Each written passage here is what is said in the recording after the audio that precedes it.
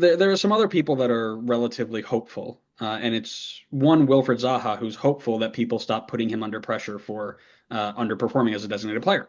Because I thought this story was really interesting, and I thought we needed to talk about it. So in week 10, because I think this is coming out after week 11, so two game weeks ago, Charlotte dropped all 3 points at home to New England's side, who is struggling to perform, right? They've beaten Red Bull, but who hasn't beaten Red Bull?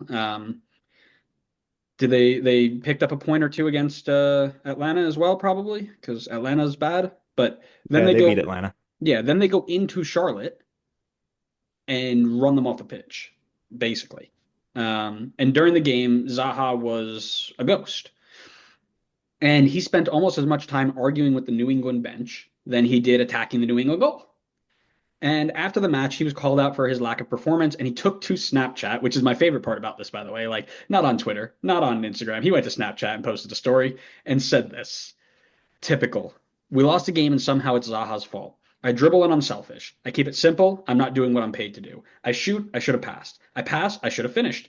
Adjusting to a year out of not playing properly, only training fully for maybe 3 weeks because of a newborn, and playing on turf for the first time ever. I usually don't reply to this. I'm going to use the word stuff, but I'm not a scapegoat for people to waffle about in at clubs anymore. It got a little British here at the end. Zaha this and Zaha that, but we had the best start ever and been first in the league. So please stop chapping, especially my name. I don't know if you saw this. I feel like I might have sent it to you. I can't remember, but your Yeah, thoughts. I saw it. Yeah, your thoughts. I think there's my instinct is to want to kind of take the fence straddler's position on this one. Because I feel like he probably has some fair points in there. I mean, it is very early in the season, very early into his MLS career. The team is still doing very well, and are in a position to compete for Supporter Shield and Cup and all that stuff still, despite the fact that he's had this slow start. Um, but I definitely think that, there's probably some building frustration from the fans when your star player that's been marketed as this big signing, this is a team that's been sniffing around bringing in a big name for a while now. I mean, they were rumored with people prior to Zaha coming in, other big names. Be stoked, England, and I think they had high expectations for him. He definitely hasn't hit that so far. And so they're probably getting some frustration. And then, when you're talking about stuff like yelling at the opposing bench and not really putting in 100% or seemingly not putting in 100% effort on the field, I think fans are going to start to get frustrated, especially because there's some element of like we are doing so well and you're not like imagine what we could be doing if you were performing well, performing at your best. It's like we could be at the top of the league right now and just running away with it already. So it's kind of can see it from both ways a little bit. I mean, I think I can almost assure you that there's people who have definitely taken things way too far and have given out like ridiculous criticisms and have been just flat out like I can't think of the right word, just like way too over the top with anything regarding him so far. But I think there's like some building frustration already with the fan base. So probably not off to a great start between the relationship between the star player and the fans. No, I agree, and this is why it's kind of wild to me and why I wanted to talk about it because I never once saw anybody come out and be like, Zaha is blowing us for us. Like, why is he here? Like, I don't think there was any bit of criticism that was like over the top. Like, I was even scrolling through Twitter to be like, oh, did I miss something? Did I like just not see it? And even like Charlotte Soccer Show, who is kind of like one of the bigger Charlotte pods out there, was like posted a whole video was like, who's giving him criticism? Because we're all happy with you. Like, we're happy you're here and doing well. I don't know who you're complaining about. The MLS 360 crew called him out for being a bit insecure when he starts fighting with coaches and refs and even the fans in the stadium who are calling for him to be better.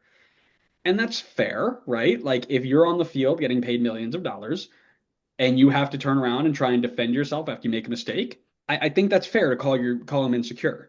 At the end of the day, if you're being paid designated player money, you're the focus of the team. You are expected to perform at a higher level than anybody else. And if you don't, people are going to call you on. That being said, I do want to take this broader away from just Zaha himself and ask you, how do you think, or do you think MLS DP should take on more expectation and even more, for lack of a better term, more shtick from fans and pundits and such than just the regular average Joe player. I think it's going to depend on the fan base, really. I think there should definitely be higher expectations and more weight on on their performances, because you're not only the big signing, this is where the club is spending most of their money. Like you're very limited in how many of these like quote unquote big signings you can bring in. So I think that definitely plays a factor into it as well, because you only got three of theoretically you only got three of these guys on your team. So like it's really important that you hit on them, especially in this like market of MLS. So I definitely think the expectations are very high. It's a player that comes in with a big reputation as well, especially because of how much the game has grown here in the US, primarily like the Premier League, and that's kind of where he made his name. So a lot of people know him. This isn't some like up and coming South American player that nobody's going to really know about, and they're just going to like learn about him while they watch him play for the team. Like this is a guy that's coming in with a reputation. I think that builds the expectations even more. And so it's not really like too surprising that they're getting more criticism when they're not performing at the level that I think the fans would expect them to be at. But like I said, I think the market plays a factor into that too, because if he is getting criticism already, kind of shows you that like the Charlotte fans, maybe they're unrationally tough, but they're seemingly pretty dedicated about their team.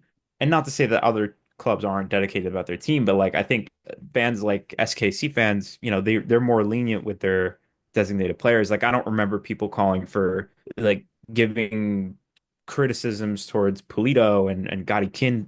And I'm sure there were some people that were, but it didn't feel like to the level where it got this much publicity about it. So maybe it depends on the fan base. It's kind of like other US sports. They talk about like, oh, New York and LA, like you're going to be under the most criticism and scrutiny. Like you have to know that going in. Like, that's where the lights are brightest. They talk about that all the time. So maybe it's something equivalent. I know Charlotte's not typically known for that in other US sports, but maybe they are for soccer. You just said a lot of words to not make a definitive answer. I need a yes or a no. Do they No, I think I deserve? did say yes. Okay, did you? Because I missed it because you had so much other waffle in there about location and fan base and all this stuff. When here's the thing, you are getting paid millions of dollars, and the guy sitting next to you is getting paid league minimum. You absolutely are getting more pressure on it. And here's the other thing. You can't have it both ways because for years we have been seeing these takes that MLS media and fans don't hold their players or coaches accountable, right? They just let them slide. There's not much pressure on them. Nobody asks hard questions to players or coaches or whoever, and that we need to be harder on them and expect more out of them, right? But now when we do that, we've got players who are going on Snapchat and complaining about the fans and their expectations being too high. And I would put a heck of a lot of money down that if he was still playing for Crystal Palace and fans started calling him out, not a word. Not a word. But to me, I'm all for holding players accountable if regardless of your pay scale, but especially at designated players, right? As long as you don't cross the line, which I don't think this is, like we were just talking about, I don't think anybody has gone over and like threatened him or anything like that, which of course is over the line that we are not condoning. But go for it, right? Hold these players accountable because if the league wants to take a step forward in its reputation as more than just a talent development center, we need to have expectations of big name players coming over to our league to do more than just bring eyes and sell jerseys, right? The next step to me in this league, and I think you share this sentiment, we've talked about this a while, is not to get more attention on our league through names coming over here and collecting a paycheck, but to get results so that you can win CONCACAF Champions Cup, so you can win the Club World Cup games, so you can step up on the world stage and be like, yeah, we are legit now, and it's not because we've got 15 players from Europe who are coming over, on the tail end, which again is not a problem, right? You've got Brazil doing that. The Netherlands does that all the time. You develop and you bring in. There are different types of leagues, but America's always going to have the I'm going to use the negative connotation of being who we are because we're young and we still don't have that global side of it. So if we want to get to that global level of winning games and being competitive like teams from the Brasileiro or teams from the Netherlands or teams from Europe, we need to win those games. And to win those games, you need to hold these players accountable. So I'm all for it. I don't know. I mean, I think Of I course don't you think don't know. people in That's Europe on one side of the fence. You need to be on both sides. Of course you don't know. I don't think people in Europe necessarily, hear about or like follow or gain like any sort of respect for like Argentinian and Brazilian sides because they win games in the Club World Cup. I feel No, like absolutely they, wrong. Absolutely wrong. No, absolutely wrong. Because I if don't that think was they if do. that, I no, no, don't if that was the case, there would be no argument whether MLS was even on the same stratosphere as them. But every time it comes up and you say, "Oh, MLS is a top 10 league," then no, Argentina and Brazil are clear. Why are Argentina and Brazil clear? Because they know that they've got teams that are competing well at the global stage. Period.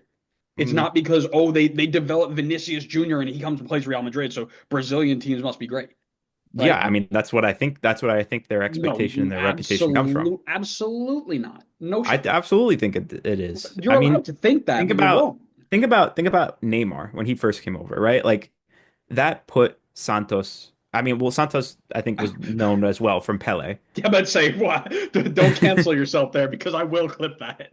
Yeah, no. I think they were already known, right? But it had been a gap of time between when Pele was done and when Neymar kind of came in. And I think Neymar kind of re-put them on the map again, not because Santos was going and doing super well in Club World Cup and winning games in Europe and did well, of where like the reputation of Argentina and Brazil come from is because they're producing and exporting these players that go over to Europe and do really well. And Argentina and Brazil are very well known on the international stage as well. So I think that just kind of innately gives the league more reputation and more like become more well known. I don't think it's I their don't I performances don't against think European teams. the international success in terms of the international team translates back to the league success, right? How many players on Argentina's World Cup winning team this year played in the Argentinian league? Well, I don't think that that's like the correlation there, but I think people equate the two. Like I think people will be like, "Oh, Argentina and Brazil are really good national teams." So I think that their leagues are probably a little bit better because Mhm. maybe those players aren't playing in those leagues when they're playing in World Cup or Copa America or whatever, but a lot of them started in those leagues and were developed in those leagues. No, I don't think anybody cares that they started there because if that was the case, you would have a heck of a lot more respect for MLS, who are now producing players who are succeeding very, very well in European leagues, right? And then the fact of the matter that we're not competing on the national stage doesn't play into it But because like they're all who European who players. outside of Alfonso Davies, who are the guys from MLS that are going over to Europe and really making a name for themselves? Well, Gio Reyna until he fell off the map, right? Joe Scally's playing really well. Nobody's equating Gio Reyna and Joe Scally with MLS. Like, Because of course they're not. Nobody's equating anybody with MLS. That's a problem. but those guys were barely here. That's why they're not equating them. How long was Vinicius Jr. playing at whatever club he played? I don't know. I will look it up. Yeah, half a season. And this is before Real Madrid bought him. Real Madrid bought him before he played if I remember correctly, Real Madrid He bought had, him before he he had played a two professional seasons game. with Flamengo. And I think they bought him before he played for Flamengo. No, he played for them. No, no, I know, but what I'm saying is kind of like the Kayvon Sullivan thing, where he's already already agreed to join that team, but he's playing here. That's what I believe happened there. Now I'm not totally sure, but my point is to before we get on a super long tangent is that at the end of the day, I believe that international tournament success, Club World Cup, CONCACAF Champions League, will do better at marketing this league than having Zaha just exist here, right?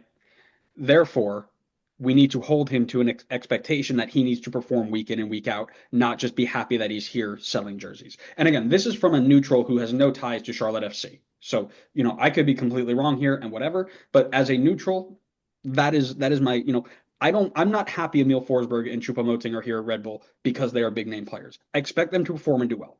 If they're not, I'm holding them to a higher standard than I would Ronald Doncourt, who's my 19-year-old center mid, right? I'm holding them to a higher standard than Doncourt. Now I'm still holding Doncourt to a higher standard, but those guys have a higher standard. You know what I mean?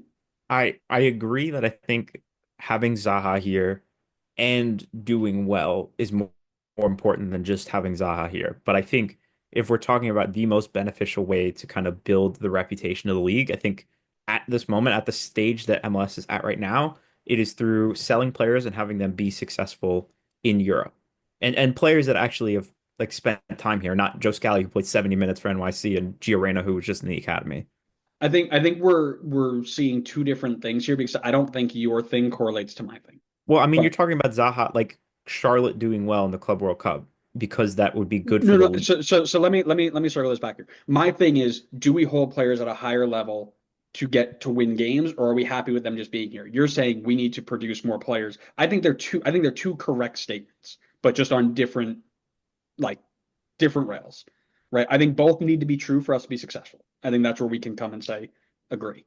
Yeah, I mean, I would agree with your statement that they have to come here and do well outside of like a handful of players who can come here and do whatever they want because their name is just so big that it's like Messi, right? Like if Messi came here and laid an egg and did nothing, I mean, obviously he's not, he's tearing the league apart, but like if he came over here and just laid an egg, like it doesn't matter. The eyes that he brings with him is worth the price alone.